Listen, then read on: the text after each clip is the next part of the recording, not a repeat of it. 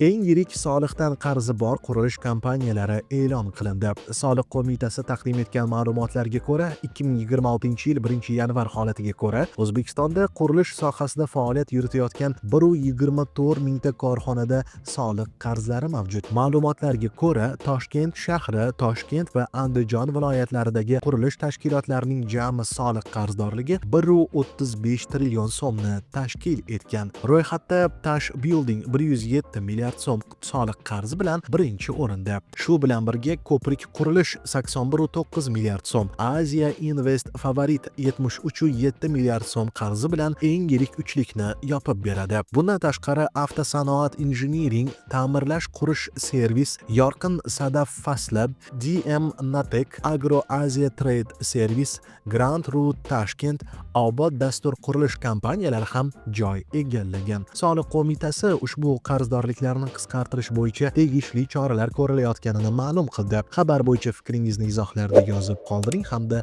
kanalga obuna bo'ling.